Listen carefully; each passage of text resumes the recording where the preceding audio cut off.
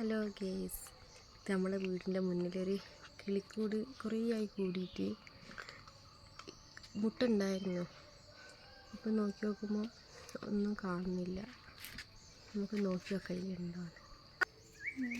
മക്കളതിൽ നോക്കുകയാണെങ്കിൽ അതിൽ കിളിയുണ്ടോന്ന്. അതിലൊന്നുമില്ല, അതൊക്കെ വിരിഞ്ഞു പോയി. ഇന്നാൾ മുട്ട അങ്ങനെ കണ്ടിരുന്നു. ഇപ്പം നോക്കി നോക്കുമ്പോൾ ഒന്നുമില്ല.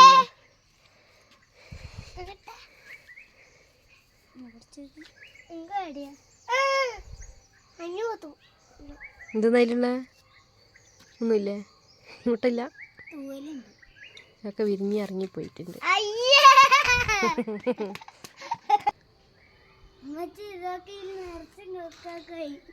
എടുത്തോടി കൊക്കോ കൈ. എടെ ആയിട്ടില്ല, ഇതൊക്കെ ഇതായിട്ടില്ല, പൂവിട്ടിട്ടേ ഉള്ളൂ. എടുത്തോ. ഇതാ കണ്ട, അവിടെയൊക്കെ ഒരു കായ്. എന്തെന്നാ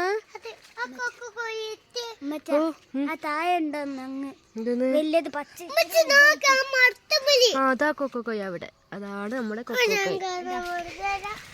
എവിടെ കൊക്കോക്കോയ്? ആ, അങ്ങോട്ട് വീണിട്ടുണ്ടെങ്കിൽ കുണ്ടിലേക്കാവുക. കൊക്കോക്കോയ് അതായിട്ടില്ല, മൂത്തിട്ടില്ല. ആ അങ്ങനെ ഗൈസ്, നമ്മൾ കുറേ ദിവസമായി നോക്കുന്നു, അങ്ങനെ കണ്ടിട്ടൊന്നുമില്ല. ഇതാ അപ്പോൾ താഴേക്ക് ഇറങ്ങി നോക്കുമ്പോൾ കൊക്കോന് എന്താ മൂത്തിട്ടില്ല.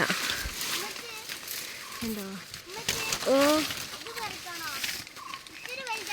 അത് ആയിട്ടില്ല, മൂത്തിട്ടില്ല. കായ് ഉണ്ടായിട്ടുള്ളേ ഉള്ളൂ, മൂത്തിട്ടില്ല. ഇത് പഴുക്കാൻ ഇനിയും കുറച്ചൊക്കെ കഴിയണം. നല്ല മധുരമാണ്. മക്കൾക്ക് ഇത് വേണമെന്ന് പറഞ്ഞിട്ട് പഴുത്തിട്ടില്ല. അവർക്ക് ഇത് വേണമെന്ന് പറഞ്ഞുകൊണ്ട് നമ്മൾ പറിച്ച് നോക്കാം. നമുക്ക് കണ്ടില്ലേ, നല്ല കൊക്കോന്. ഇതൊക്കെ നോക്ക്, പൊട്ടിച്ചോക്ക്.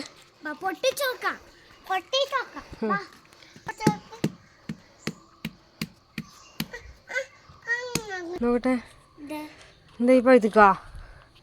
കഴിച്ചോക്ക്, കഴിച്ചോക്കത്തെ.